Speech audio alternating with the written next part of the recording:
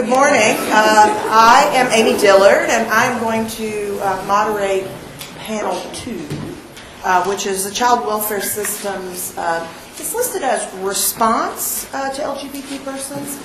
I think, as we talked last night, it's going to be a bit more about interaction with LGBT persons. I am on the law faculty at the University of Baltimore. I also am a WNL alum. And so I'm very happy to be here. I thank Sean very much for inviting me to be here today. From the first panel, the idea that I think I want to draw forward into this one is this idea of basic needs. And we get the traditional list of food, clothing, housing, medical care that we discussed in the first panel. I think here we're going to talk more about being free from physical and emotional abuse. Or perhaps the other side of that, or the other way of looking at it, which is a basic need of a child, or a basic right of a child, the right to acceptance and love and self-determination, or self-identification. I was interested in the first panel reference to, and I think Sean said it, of parental shortcomings. And it's easy to think about parents of LGBT children and T children, who I think make up a distinct group, particularly now. And if I take that T and turn it into something like gender ambiguity for better discussion. A lot of the parental shortcomings are seen as the worst of the worst. You know, what is it that provokes us all to an it gets better movement? But I think it helps to remember that parental shortcomings come in all forms. I spent a good deal of time this week talking to a law school classmate of mine who has all the advantages to be a very good parent of a child who is gender ambiguous. Right? She's well educated. She's first in her class here. She's a lesbian mother. Right? You would think, like, she must have something in her DNA that makes her particularly uniquely able to do this perfectly. But we talked all week about her parental shortcomings. And I can tell you, she's doing a fantastic job. But she feels the parental shortcomings. And so I think it's helpful to think about shortcomings not always as the worst of the worst, but as the best of the best, still having anxiety about parental shortcomings and no doubt having them. It probably helps us all to remember, when we look back at our own parents, to go, they had some shortcomings, and to look at ourselves and go, and boy do I, as we think about some of this. We're going to start with Professor Fulcher, who is in the psychology department here at WNL, and she's going to talk a bit about gender development, particularly for children of LGBT parents and LGBT children themselves. We're then going to turn to Curry Cook, who is the Director of Youth in Out-of-Home Care at Lambda in New York. He's going to give us a nice overview, I think, of LGBT youth and state and federal policies that interact with them when they're in the welfare system. And then finally, Professor Kim Pearson, who's at Gonzaga Law School. She is going to sum up for us by looking at LGBT children and make an argument for the need for heightened protections for those children when they are in foster care. So I'll turn it over to Megan. Hi, thanks for inviting me here today. This is very exciting to get to this side of campus. I'm not here very much. And I'm on sabbatical, so it's good to be in more clothes again, kind of. So I got into this research because I was interested in kids' ideas and development about gender roles. And so how do gender roles impact children's behaviors, and in particular for my research, their visions of their future selves. So how they see themselves as adults and how that's impacted by the gender roles they learn, and how do they learn to be boys and girls. So when I started graduate school, I decided that a really interesting way to study this would be to look at gay and lesbian families, because then you can really control for gender in the family. And so that seemed to me to be a really interesting way to do it. As a scientist, it's a really good method. And as I started interviewing these families, it became clear to me that this was a much bigger and more important question than the one I had started with. That these families were vulnerable, that their kids were at risk for actually being taken away from them at the time that I was doing this work. They were at risk for being discriminated against and for losing their parents.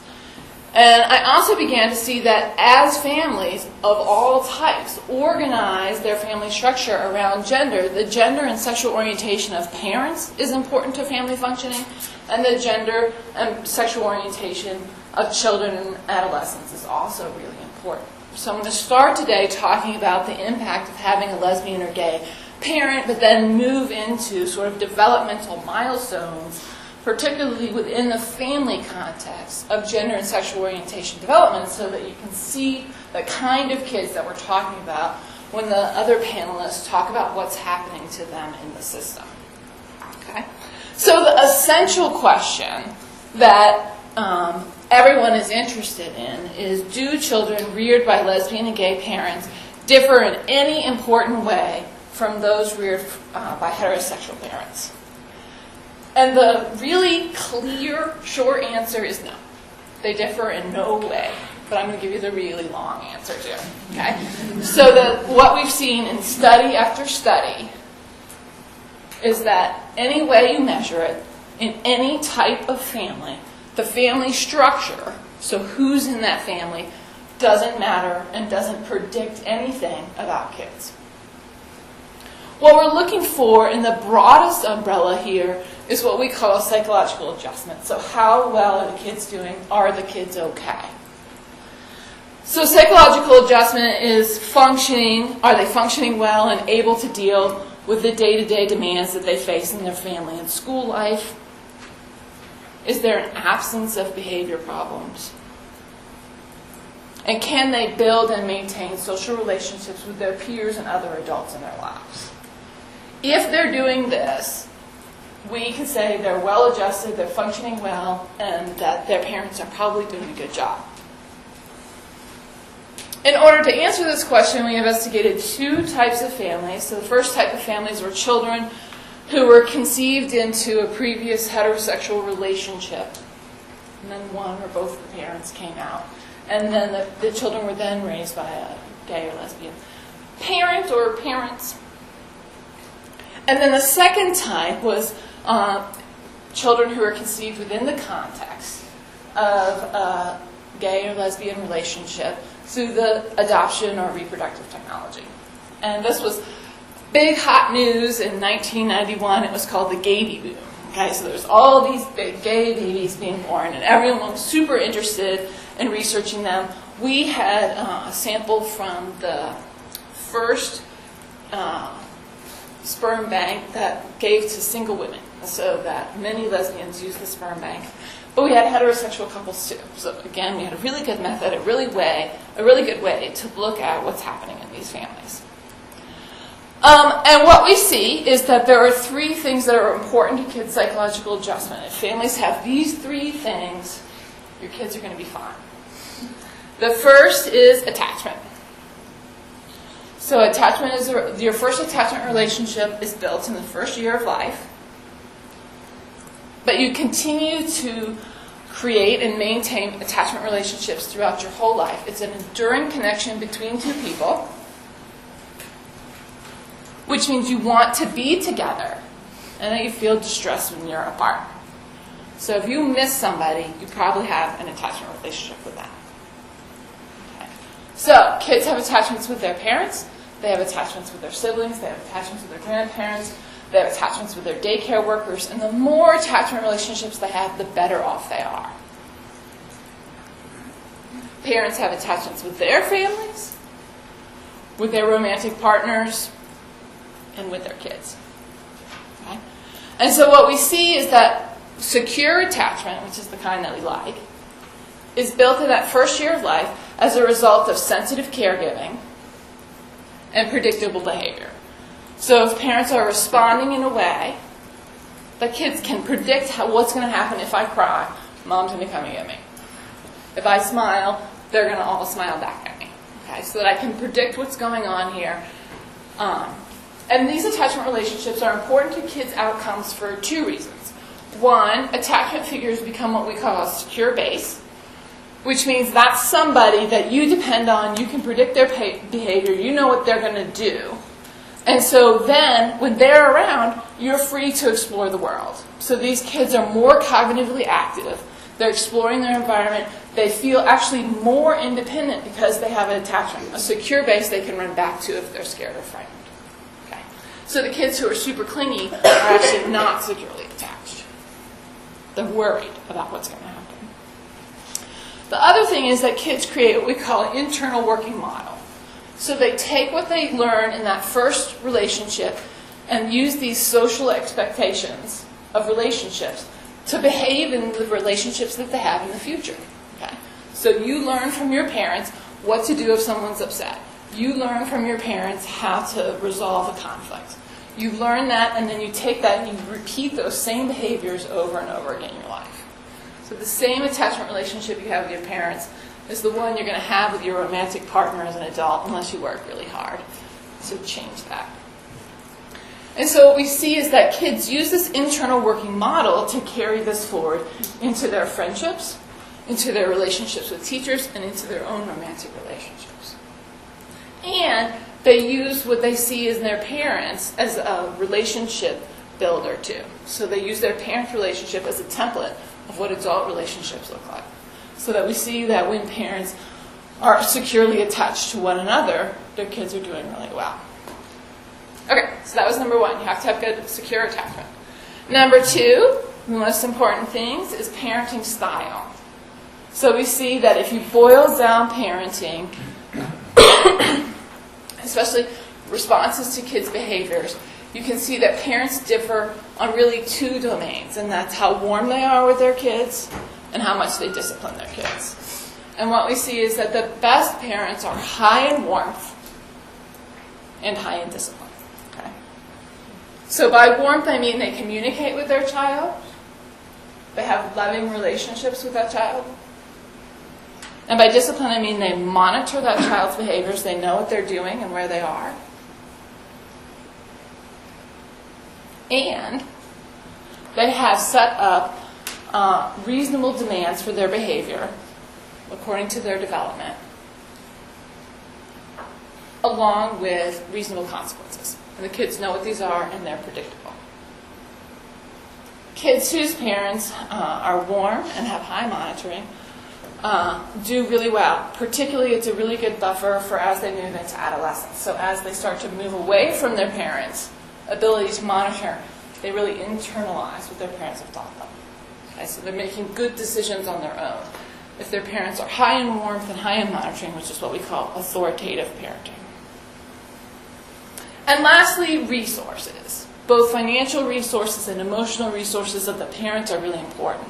We talked in the first panel about how important financial resources are, and we see that it's true. It's one of the biggest predictor of kids' outcomes that there is whether the family has financial resources. But along with, and paired with financial resources, are emotional resources. So when parents are under stress, or when parents are fighting, or when there's only one parent, they have less resources to share with kids, emotional resources. And that's when those other attachment figures are really important to kids. So what we wanted to find out was, how do gay and lesbian parents do on these three really big important things? And again, to give it all away, they do great. They do as well as everybody else. So what we see in attachment relationships, it was typically used just with mothers when it was first, when people were first studying attachment, but now we see that kids can have attachment relations with fathers and teachers and grandparents, and all of those attachments have the same quality.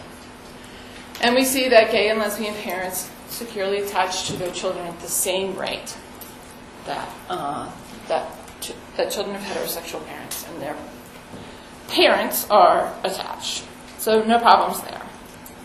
Parenting style, we see that gay and lesbian parents use authoritative parenting the same way that heterosexual parents do. In fact, we see there's some brand new evidence that gay and lesbian parents are less likely to use harsh parenting. So they're less likely to use physical punishments or coercive parenting, which is sort of threatening parenting. Okay. So they're doing a really good job there. And thirdly, they vary in their financial situation at the same way that heterosexual families do. And we see that they have the same marital or couple satisfaction that heterosexual couples do. And in fact, they fight about the same things. And what do heterosexual and lesbian and gay couples fight about? Can anybody guess? What do couples fight about? Money is number one. Number two, division of labor. And then tied for a third is sex and in-laws.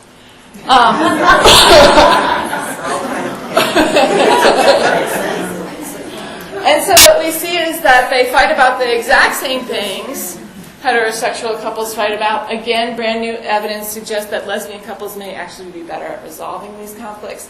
And we know, my research and a lot of research since then indicates that lesbians are really good at dividing labor equally.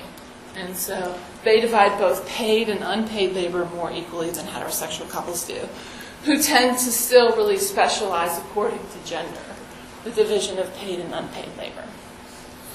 And in fact, it was interesting when I would interview lesbians, they talked about not only splitting tasks 50-50, but would say things like, oh, we sit on the couch together and fold the clothes. So we all do all of these things together in a sort of a really lovely family way. And that where in the heterosexual families, dads were working about 60 hours a week and moms were working about 20 hours a week, lesbian families were able to divide even that paid labor more equally. So everyone was sharing the responsibilities in a nicer way, and that cut down on those sorts of fights.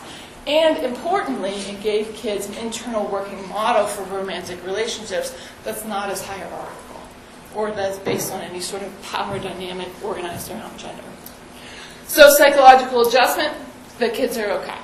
Everything's going well there. Other outcomes that people have been interested in is cognitive development. Are they doing well at school? Yep. So according to grades and also standardized testing, they're exactly the same. There's no difference between children of heterosexual and children of lesbian and gay parents. Connections with teachers, so people were worried that lesbian and gay parents would feel like outcasts in the schools and not be able to make inroads in relationships with teachers that we know are important. And that's not true. They're as likely to be volunteering in the school and as likely to be having parent-teacher conferences.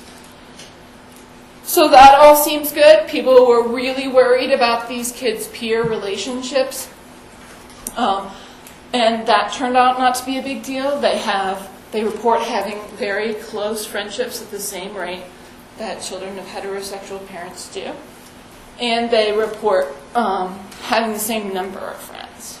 They do report getting teased about their parents' sexual orientation, but the amount of teasing that they receive doesn't differ from the amount of teasing children of heterosexual parents receive. So they're being teased about this one thing instead of other things. So everything seems to be okay. I, of course, was interested in gender role development, and so we interviewed kids about their about what they thought about gender and what they thought about what their future would look like. And we also were interested in the physical environments, particularly toys that the kids had in their rooms. So as part of this study, we went into their rooms and took pictures of their bedrooms and asked people to guess whether this kid had a gay or lesbian or heterosexual parent, and nobody could do it. Okay? So their physical environments are exactly the same. They could 100% guess whether it was a boy's room or a girl's room. So that our families aren't organized around sexuality, they certainly are organized around gender. Children of gay and lesbian parents were more tolerant of other people's gender flexibility. So they said it was okay for boys to wear fingernail polish and for girls to play football, but they were no more likely to be wearing fingernail polish or playing football. So their behaviors We're not different. There are plenty of places for kids to learn gender roles, but they were more tolerant. And we see as they move into adolescence, the kids of lesbian and gay parents are also more tolerant to people with different sexual orientations, but no more likely to identify as gay or lesbian as people of heterosexual parents. Okay, so I'm speeding up. Gender development. We see that this occurs from birth and sometimes before birth, that parents really begin to organize the way they interact with their kids around gender development. So at birth, parents talk about boys as being stronger, firmer, smarter, and more coordinated. If you've seen a newborn, you might see how silly that is. Than girls. And that is true even if you switch the baby and they're holding a girl, you tell them it's a boy. They say, oh, he's really alert. Thinking about the world already. And we see that they bounce baby boys and talk to baby girls more. Half of the kids in America can label their own and other people's genders by 2. There's not much that you can do when you're 2 years old, but you can understand gender differences and label people's gender. And this is true of kids whose families divide labor in a really traditional way. So if gender is really salient in your house, you learn by the time you're 2 years old that it's an important part of your identity as a person.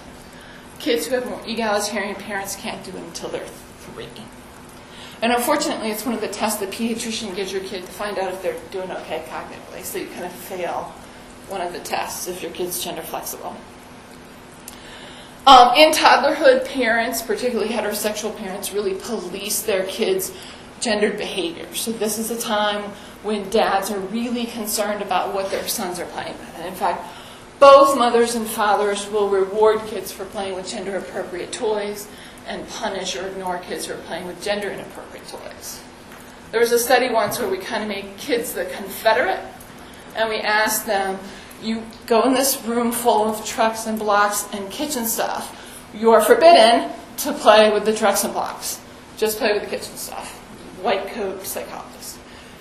Dad standing behind a one-way mirror watching that kid play with all the kitchen stuff with the psychologist, and he doesn't know that the kid was told not to play with the other stuff. And then they let the dads go in and play with the kid. And the dad's like, come on, Johnny, come over here to the box. And the kid won't go. And the dad gets really mad. And he's like, he never acts like this. And then they pick him up and take him over to the block area. So we see that heterosexual parents, particularly dads, are concerned in toddlerhood, one other time during development, about their kids' gender behavior, so you can sort of see if in this family gender is a really salient thing, that being more gender fluid or having a gender identity that might not match your assigned gender might be really hard in the context of these kind of families, which is a lot of families. By preschool, girls spend most of their day in a room with another adult. Boys spend most of their day in a room by themselves. Okay, so girls learn to depend on people and to talk to people. Boys learn to be independent and not to talk to people or not to have help with their conflicts or their emotions. By preschool, parents are no longer super worried about their kids' gender development because the teachers at preschool, the kids at preschool, Disney and Barbie have all taken over and are doing a really good job. So there's hardly any concern that it's the strictest time. Preschool kids are the worst about rules about gender. And in fact, we see it's because they don't understand that gender is at all tied with biology. So if you ask them why a boy is a boy, they'll say because he wears black shoes, because he plays with trucks, and they have no idea it has anything to do with him having a penis until he's 8 or 9 years old. Okay, so that there's this threat that if you don't wear black shoes and play with trucks, you're not going to be a boy anymore, and your dad's told you it's really important that you're a boy. In adolescence, gender becomes really intertwined with sexuality, and so parents become concerned again. So we see this is the second point in people's development where parents are really looking towards kids' gendered behavior and policing their behavior because it's a time of identity formation like toddlerhood. It's a time of new independence like toddlerhood. It's a time of mobility like toddlerhood. But it's also really tied to sexuality at this point. So parents become concerned again. It's also a time where it peaks with peers, where being popular is to be masculine or feminine, and to be masculine and feminine is to be heterosexual. Like those two things are tied so tightly together that one defines the other. Dissatisfaction with the biological sex peaks at 13 years old, and it's more common in girls than in boys. We see early heterosexual romantic relationships are cherished and ritualized by adults. The first dance, the sock up, the prom. Okay, how many boyfriends do you have? And so that they learn a lot during this, and it's important to them and their family. It's important to their future relationships, and gay and lesbian kids miss out on all of these ritualized activities, and support from their parents. The last thing I want to finish with is that gay and lesbian kids are an oppressed minority, much like many other minorities, but they're different in a couple ways. And one is that they have to decide constantly whether they want to disclose that. And so they have to get up every day and decide to tell people or not tell people that they're gay. Secondly, is that they may have been oppressors at some point, and now you're the oppressed. So you might not have really liked gay people when you were 8, and now you figured out when you're 18 that you are gay. And most importantly, I think, particularly to what this panel is going to talk about, is that you're a member of this minority and your parents are not, for the most part. And so your parents can't offer you any resources. They can't offer you strategies.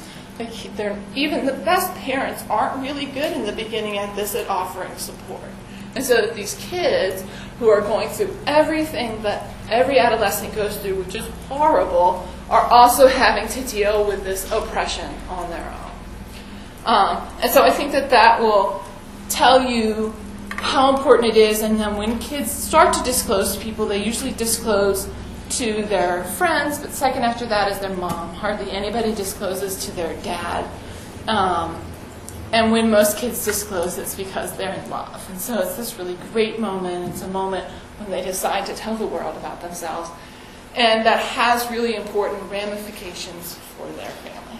All right, I'm way over time. So thank you.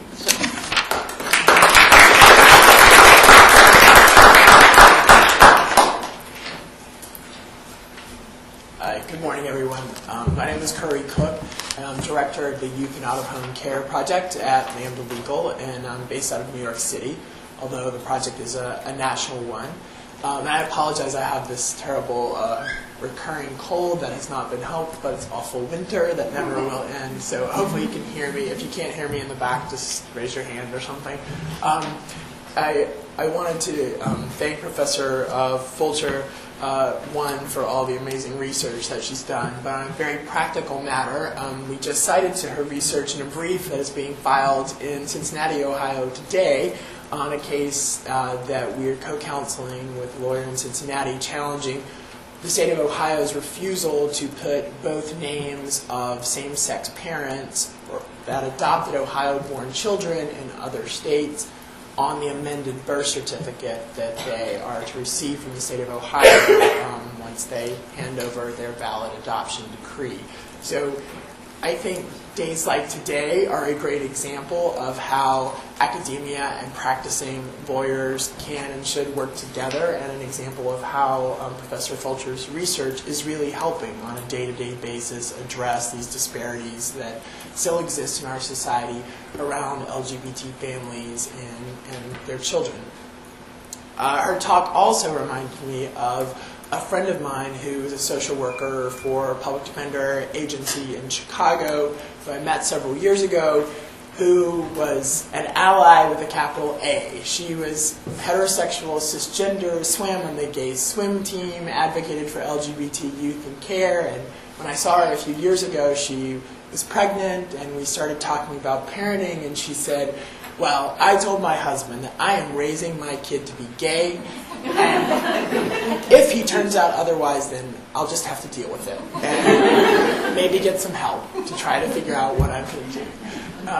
But it's, I think, so important that we now have some of this research to come back and say, no, like these myths and stereotypes that perpetuate in our society about gay and transgender and gender nonconforming people and how they are and what they do and how they live their lives and raise their families are just bunk. And now we have some research that says that, and I think it's incredibly important in fighting these fights that we need to fight on behalf of LGBT youth and families. I also want to say that I think it's great that that Professor Shaughnessy and Washington and Lee in the Symposium have phrased this discussion about child welfare as a civil rights and social justice issue. I couldn't agree more. And I often think that if you tell a group of law students or young lawyers, so what do you think about a career in family court? They run scattering. Like, what? Oh, I can't imagine. I would never even do that. But then if you said to the same group, how about civil rights work? Would you like to do civil rights work? Everybody's clamoring for a case. Well, it is civil rights and social justice work every day in family court. And the reason why, as we've heard a little bit about already, is because of income equality, poverty, a history of institutional racism and homophobia and transphobia in our country. We know that youth of color are way overrepresented in these systems, dramatically so. And so I just encourage all of you that are law students to not buy into this notion that being a family court lawyer or working on child welfare is not being a real lawyer or you're not doing important work, because it couldn't be more important. And I just mentioned that to say that, in talking about LGBT youth and their overrepresentation in the foster care system, we're also talking about young people that have been discriminated against and continue to be discriminated against based on multiple identities. And they're not just gay, they're not just lesbian, they're not just gender nonconforming. They are different races, they are of different backgrounds, they are by and large those children who are in the foster care system whose families don't have resources. And I think Professor Fulcher, what she was just talking about, and in our prior panel, a lot of families, as Amy was saying, even families with lots of resources aren't sure exactly how to handle a situation when their child comes out or is gender nonconforming. But they often can turn to a friend who is a psychologist, or maybe have a relative who is affirming, who can take a young person because they can afford it, or they can pay for it, or they have assistance. But many of the families who reject their LGBT young people and those systems they're in the care don't have a lot of resources, and frankly, on a day-to-day basis, maybe sorting out and getting information and learning to deal with isn't your number one priority that week, that day, that month, that year.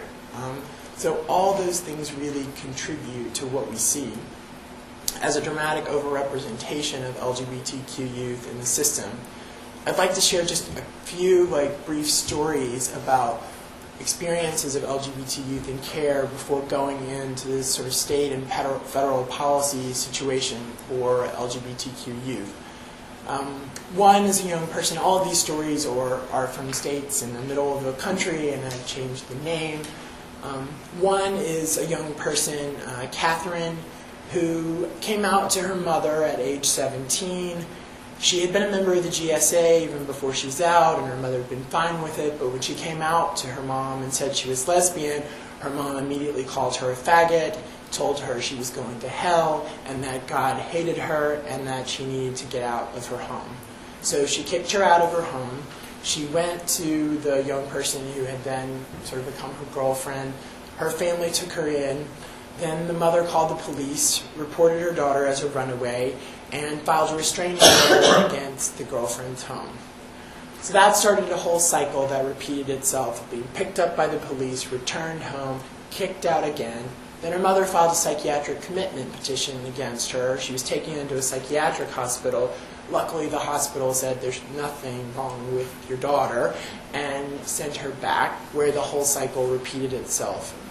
So the story doesn't have a great ending in that she's kicked out of the home again, missing school.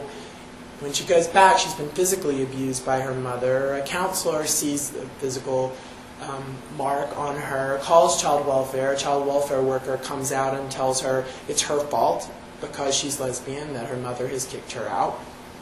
Another incident of physical abuse occurs later. She gets another child welfare worker who tells her, look, you're 17, you're lesbian, we don't have a place to put you, so good luck. The whole thing starts repeating itself. Now she's been out of school for quite some time, is unlikely to graduate, and now has been in a psychiatric hospital 3 times. Meanwhile, the community's response? Nothing. No referrals to any kind of intervention, no referral to any kind of family assistance, nothing. Because this is the parents' right to raise their child according to how they see fit. Apparently, no one caring about exactly what's happening to this young girl in the meantime, except, of course, for her girlfriend's family and some friends who, thankfully for them, because the institutions in that community have done nothing for her, including, to some degree, her school, where, after the mother's complaint, the guidance counselor who called in the report was removed from her position and taken away from any contact with young people, simply for calling in a report of seeing an actual bruise that a young person said was caused by her parents. Another brief story, a transgender youth who was entered care, again in a state somewhere in the middle of the country, was initially in a residential treatment facility. His parents put her there after there were behavioral problems. Insurance ran out. When insurance ran out, they turned the child over on what's called a voluntary placement to child welfare officials. Since then, the young person has been in, I think it's now the 4th residential treatment facility, all along when the child gets settled, reporting that he feels like he's a girl, he's identifying as a girl, he wants to be called a girl's name, questions about girls' anatomies, questions about expression and identity, and all those things, no referral to any kind of specialist. And then recently, the young person put a pen or pencil up his urethra, his penis, had to go to the hospital to have that removed. And still, after 9 months in care, no recognition that there should be any specialized care or any specialized need for this young person. So these are some of the really sort of graphic examples of what's happening. But we know statistically that LGBT young people are way overrepresented in the child welfare, juvenile justice, and homeless systems because of rejection from their families of origin. And then once young people get into care, unfortunately, by and large, their experiences are not good ones. Almost 100% of LGBT youth in care report some sort of discrimination or harassment based on their sexual orientation or gender identity or expression when they're in care. Almost 30% report some sort of physical violence towards them while they're in care, whether that's from someone in a facility, congregate care, or a foster parent, or by a peer or someone else. So they're having really, really negative experiences while they're in care, particularly transgender youth in most places are not allowed to use the pronouns that they prefer. They're not allowed to dress in a manner that's congruent with their gender identity. They're not allowed to be placed in either rooms in foster homes or in congregate care facilities in the gender that they identify with. So I'm sorry to depress everyone with those stories and those statistics this morning, but that is sort of the reality. I think the good news is that we have seen some change in the past 5 years especially, and maybe 10 years. One of those changes, which is very significant, is in the past when you spoke to child welfare officials about working on LGBTQ competency and improving services, we don't have those kids. Thanks, but move along. So now, what we're hearing from folks is, I have an LGBT youth on my caseload. I need some help. I'm not equipped. I don't know what to do. I need resources. I need assistance. I want to do the right thing, but I can't help. That's not everybody, but It's very rare now that you can talk to a room full of child welfare caseworkers or attorneys who represent kids or judges or anyone in the child welfare system and hear them say, we don't have those kids, because young people are coming out, sometimes in spite of the non-affirming environment around them. And I think we should give credit to those young people for being so brave, for being who they are, even when they may not be respected and affirmed for that. So, getting to the policy piece, there are some bright spots, thankfully, out there on the child welfare horizon on these issues. And I really think where we are at this point is, as with lots of things in our 50 states that operate very differently from one to the other, we have some states that basically have nothing. They have no protections under the law, they have no policies in place, they've had no training around these issues. We're really kind of at zero still in some places. Then we have, I think, a larger group kind of in the middle where they're having these kids come out, they're recognizing they need some training, there's been some ad hoc training here and there, there's been some local advocates that have said, hey, we need to talk about these issues. They may have some protections in place, like in some places, Texas notably has a foster care bill of rights that actually does have a protection for discrimination based on your sexual orientation or gender identity. There are no policies in place about what that means, nor has there been any training, although we are working with the state of Texas CPS this year on just that. So there's a lot going on out there, but at least there's kind of some basic protection to work on. Then you have another category of states that's smaller that actually does have some policy in place now. And some of them are really great policies, and some of them are places where we might sort of stereotypically think unlikely, like Utah has a really great LGBT policy in place in child welfare that is very much framed, which I think is incredibly important, from a best practices kind of a place. Basically, what's great for all youth is also great for LGBT youth. Guess what? In child welfare, we look at safety, permanency, and well-being. Well, how are we addressing those markers that we're supposed to achieve for LGBT young people in care if we're not recognizing that they have had some unique experiences while they're in care, and they have some special needs, unique needs, while they're in care that other kids don't have? We know that LGBT youth are overrepresented at all sort of places along the child welfare procedural spectrum, particularly when we talk about permanency. LGBT youth are way overrepresented in that population of kids that falls into another planned permanent living arrangement, aka not so independent living, as I like to call it. Like those kids are often end up in congregate care. They don't actually have somebody, as they're supposed to under federal law, who is sort of there to support them as they go out into the world. And they are the young people who are exiting, either have already been in contact with the juvenile justice system or are exiting without any supports and entering the homeless population, where we know in the youth and adult homeless population, 40%, by some estimates of those folks, are LGBT, as compared to, say, 5 to 10% in the general population. And as far as our community is concerned, these are the young people that we should be really concerned about, because they have statistically like the worst life outcomes in terms of ability to maintain a job and support themselves, particularly for transgender youth that exit the system. So in the places that have really good policies, another one is New York's Administration for Children's Services has a very comprehensive LGBT policy. You can find it on their website. I encourage you to look at their policy and Utah's policy. And ACS in New York City is about to put out a transgender and gender nonconforming specific youth policy that I think will be pretty groundbreaking in terms of talking about the needs of transgender and gender nonconforming youth in care, affirming them, providing appropriate medical and behavioral health care where needed, and having transgender youth placed unless that young person doesn't want to or has particular safety concerns, him or herself, in accordance with gender identity.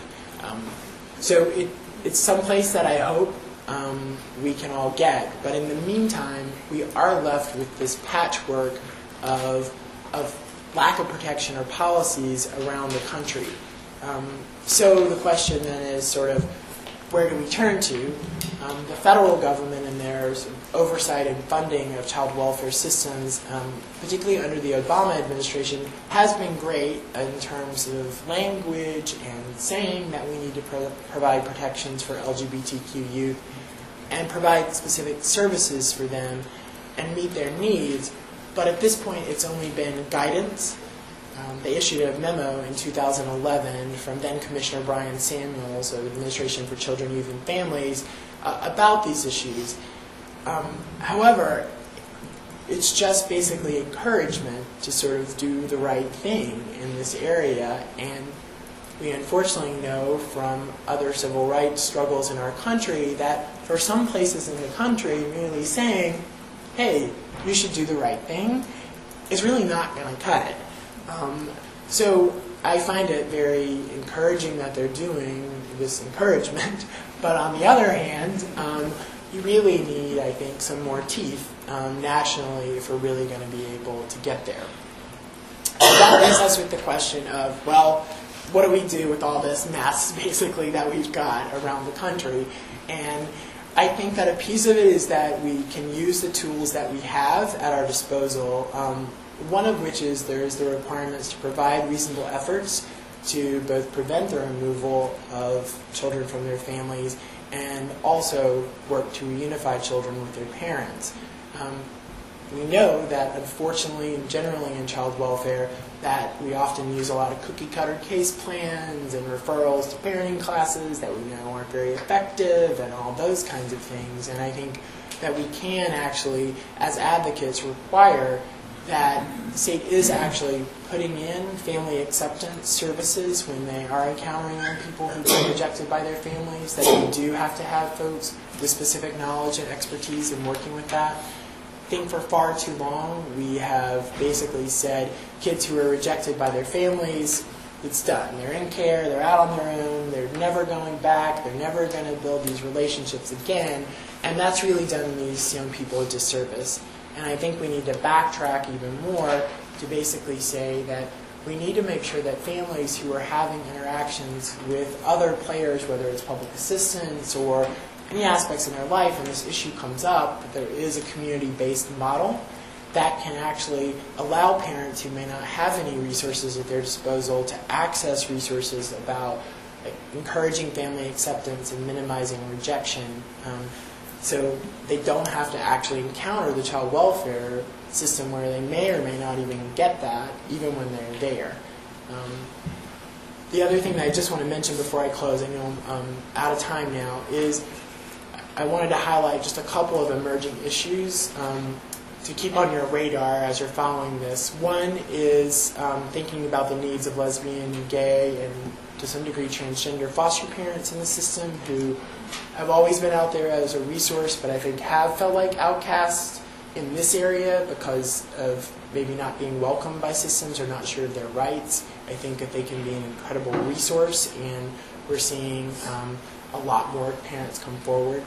The other is the collection of sexual orientation and gender identity information at intake. New York and some other places are beginning to do that, and I think that's going to give us some numbers that are going to be pretty staggering for people, and actually some evidence about why we need specific services and treatment. And finally, the issue of placement of transgender youth that are in care and their health and behavioral health needs are really on the forefront of this issue in child welfare. And I think also nationally as we look at placements in schools and issues around locker rooms and those sorts of things. So hopefully that wasn't too depressing, but there are some bright spots out there, and I think this is an incredibly important area to continue to work on.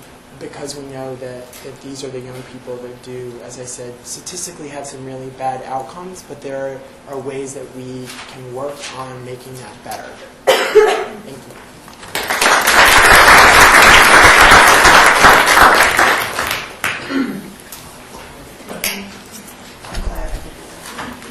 Well, first of all, I'd like to thank Professor Shaughnessy and the Journal for inviting me out, and to our excellent moderator for ordering us in this way and for the previous presentation. It's coming together so beautifully. So I've had hearts and minds on my thoughts a lot lately because scholars like to do things like look back at things and see why it is that we've seen particular movement or change in cause advocacy. We think, oh, yay, you know, people are changing their minds or they're being more accepting. And we like to really think about what it is that's going on.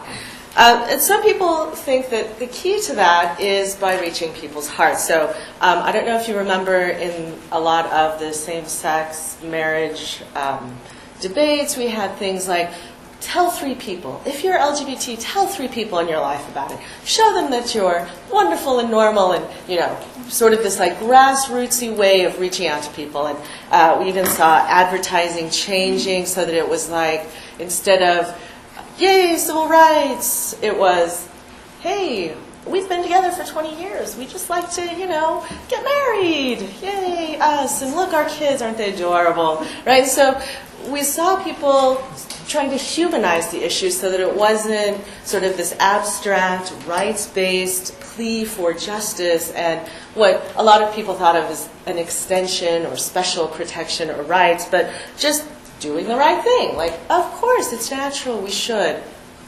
I think the same principle applies here.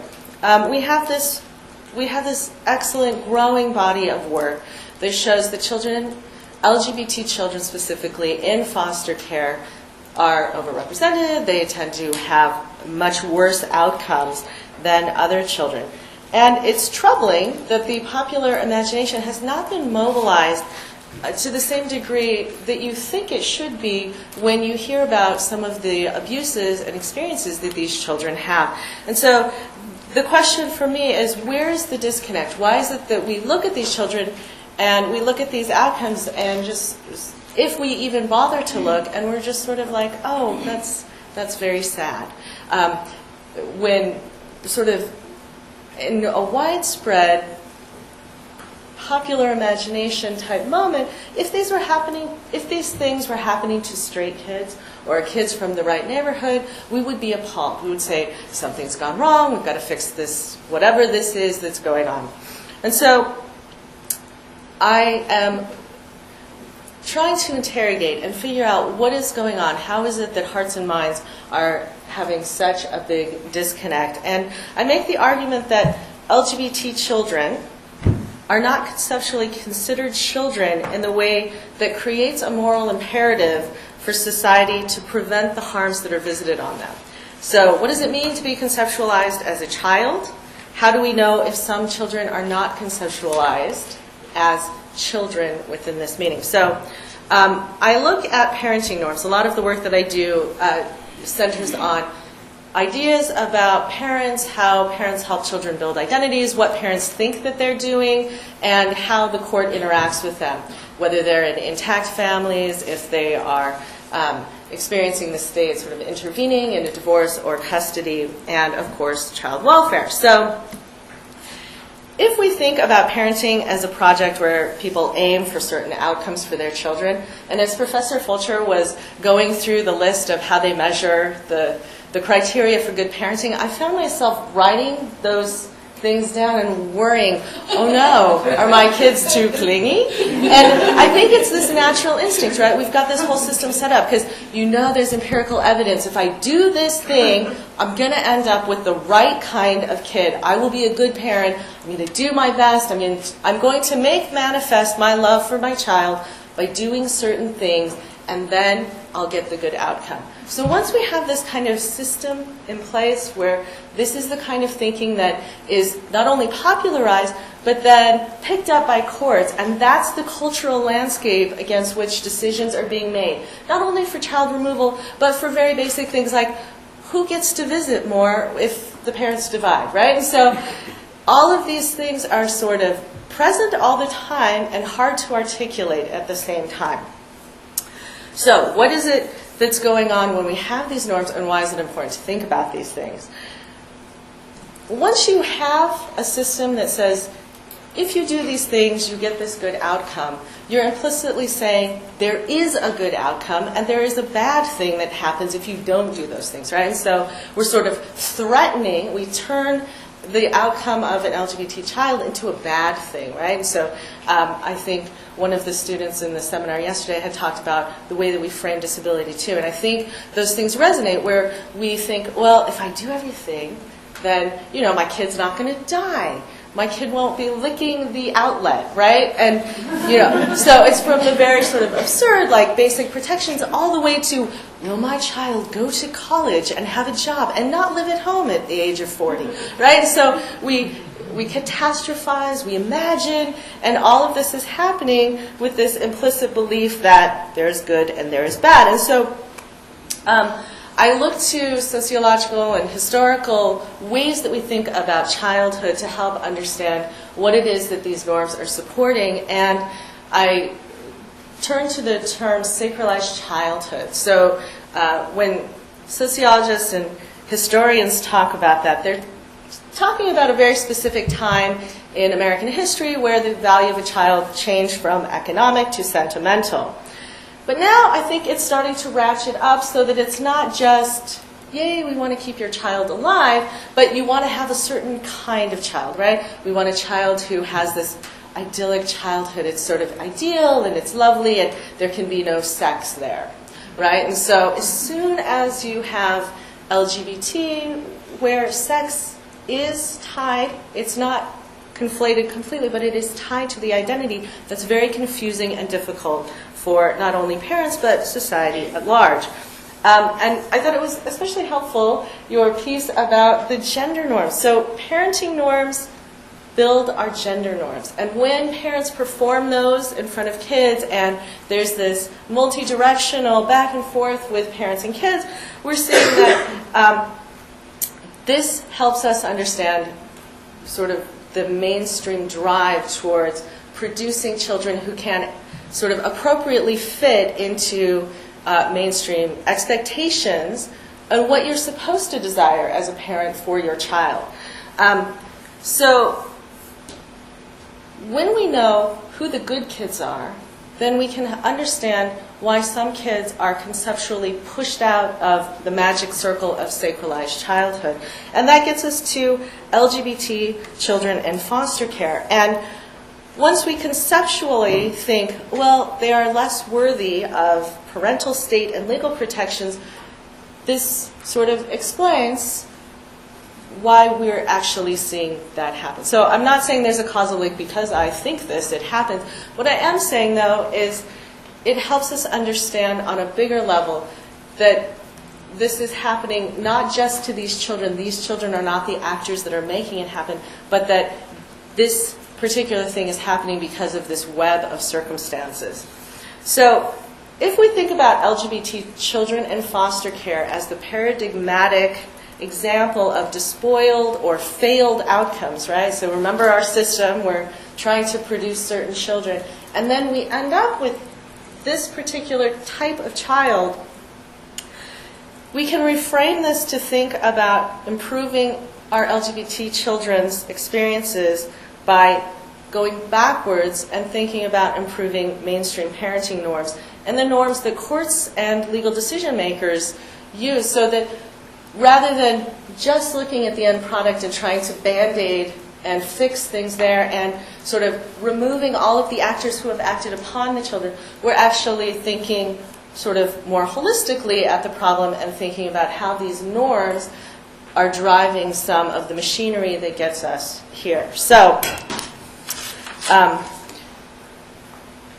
my normative argument is to work on changing the boundary of sacralized childhood. So rather than thinking about children as despoiled and saying, well, isn't it too bad that these are the good kids and these are the bad kids and this is where we keep all of our legal protections, focusing instead on this line saying, you are a child, therefore you are deserving of these protections, you are an adult. And that reminded me of the Utah protections where the focus is on what is good for all children, would then tuck in all of the LGBT children, and then you can take the next step, which would be to look at particular needs of each group. So by focusing more on moving the line to child rather than good child, bad child, that might help us sort of mobilize the mainstream imagination and get us to action. So when I looked at a lot of the sort of empirical data, it seemed like there were two tracks in the kinds of experiences that LGBT kids in foster care have. So I tried to reverse engineer, why is it that these kids are sort of having these experiences? And one track is a lot of abuse, sexual assault, a lot of discrimination, bullying, things that seemed in some way to respond to this idea that these children have been sexualized and therefore it's okay to continue because not only are they not children in the way that we understand children, but they've already been ruined. And so anything else can't make it any worse, right? So it's this sort of awful, continual victimization, this persistent way of seeing children. The other one looked more like, we love you so much, we know that something or someone or even you you've just fallen off the path, and if we can just nudge you or pull you or coerce you, we can repair you, right? And so there's a strong strain of reparative therapy, counselors who were trying to urge children to explore, so they would actually adopt the language of whatever theory or help that they'd received, but then they would turn it so that it was like, we know you're exploring or questioning, but here's how it needs to be, right? So that at the end, it was, in fact, something much like reparative therapy. And so I thought of that as the wayward child narrative. So if you have the despoiled child and you have the wayward child, it's on both ends of the spectrum of care, you can say, oh, but I love the child so much, I want to fix the child, or, well, this person's not really a child and I don't really, nothing worse can be done, so it doesn't really matter in that sense. So how is it that this idea of moving the bar fixed both of those things? So if you imagine trying to repair heterosexual children and repairing gender norms and things like that. So we thought it's probably a good thing if you have somewhat flexible gender identity when you're a child, right? This idea of, well, mommy can work and daddy can cook and help with the household chores or whatever, right? So that it's not only girls cook and only boys fix cars or whatever. So already as sort of mainstream ideas are filtering around, we see that's a good thing. So how is it then that we can insert some of this thinking? What can the state do? This is all part of the bigger project of thinking about moving the line and being more accepting. So I can see I still have time, but I want to leave time for question and answers, especially since we seem to have a nice synthesis going. So I'm going to close now and move us over to Amy for questions.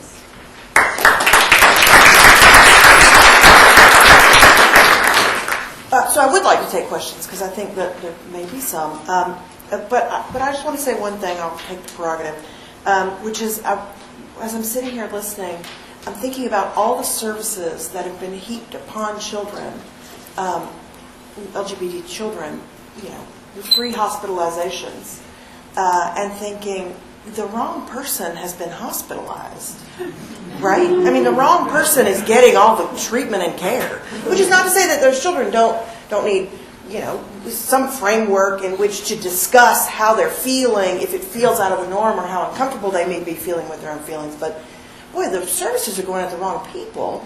And maybe we'll get to a place where by the time we get to a DSM-6, we'll have a different diagnosis, and it'll be for the mom of the girl who's been hospitalized in some way. And it took me to what Megan was saying about parenting and the three important pieces of it. But because, like Kim, I wrote them all down and immediately thought about all the things I was doing wrong. But I was so captured by this idea that parenting style is important, particularly in a best practices world, where we look at warmth and discipline, warmth and discipline. And when warmth and discipline get out of whack, we have too much discipline, or discipline for things that don't need discipline. Stop being gay. Go to your room and stop being gay. Right? It's one thing to say, stop having sex to a 14-year-old. Like, that could easily fit in the discipline arena. I don't know how practical it would be, but it could fit into the discipline arena, and I suppose fit into some best practices model. But the idea of go to your room and stop being gay is so absurd to me that's where the out of whack comes. And it seemed to me, particularly in your examples, that, and what Kim was saying, that how these children get sorted, even in the mind of a parent or a foster parent or the system, is a reflection of this balance between warmth and discipline. And it's disciplinary, even if the discipline is, let's get you some therapy for that. Because that is a form of discipline as it's being administered in so many places. I also love the idea that the children who are interacting with the welfare system are the same. They are children who are not with a biological parent or another guardian of some sort for some reason that represents a complete and utter breakdown in what we hope for from parenting. And that if we see them as all the same, then it's much easier to think about the services they need. And for me, and this is where I started this, maybe the most profound thing that they may be missing is the opposite of emotional neglect and abuse, which is just simply love and affection and affirmation and acceptance. How the hell we educate people to do that, I don't know. So I open it up to your questions if you have one. Yeah, right here. My question is for Mr. Cook. I was just curious. I had the opportunity to take queer theory in undergrad, and there's this lack of continuity between the discussion in LGBT, LGB, LGBTQ, and I think it's obviously really important that the issue is becoming more prevalent in society. But the question of kind of whether or not, while you are shining the spotlight on these individuals, you're actually creating divides and resentment against people who feel like their issues are being grouped in this just, gay, lesbian debate when maybe their issue isn't even sex related but rather gender related, and how it's kind of dividing as well as bringing together the community. Sure. I mean, I think it's a great point, and I think what we recognize is that we are at very different places in terms of foster care systems that, as I mentioned, could use help across the board. And even in New York City, where there's great policies in place, practically on the ground, it is not all roses for kids. But we do know that in congregate care facilities and foster homes, transgender and gender nonconforming youth experiences in those settings are way worse, by and large, than those are for lesbian and gay youth. And we do need to talk and train about them separately, because they're different experiences and there are different needs. And we know, based on the discussions we've been having today about gender norm, this is stuff that's so held tightly by our society and our parents, and it trickles down in a very dramatic way in congregate care facilities and foster homes, where you have staff who, young person's being kicked out of home because of these situations, and they get a congregate care person, and the staff person saying, you can't dress that way, that's not right, you're not being a man, you need to be a man, and just perpetuating the cycle. So I think the rub comes that when we have the opportunity to talk about these subjects with people, we often just have to cram all the letters of the alphabet together and talk about it all together, because the importance of having it all together is because we do have some commonalities across the board, and we need to be there for each other. The downside is we just get crammed in together and often don't have the time or the opportunity to talk about them separately and do it justice like it needs to be done. It's been amazing, not only the parent that I was talking about earlier, but another set of friends, also, incredibly have tons of resources, intellectual, financial, emotional resources, and they have a gender nonconforming son as well. And watching people, who were just born to raise gay boys, born to it, right? They would, as you said, that's what they were hoping for, right? Or at least raising the boy that every boy and every girl in the world wants to marry. That's what I tend to say.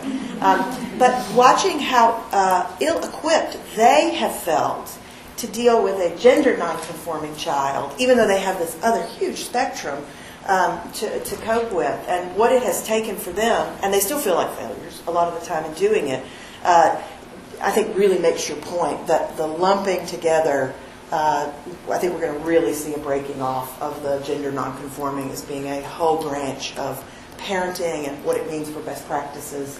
It has to be coming.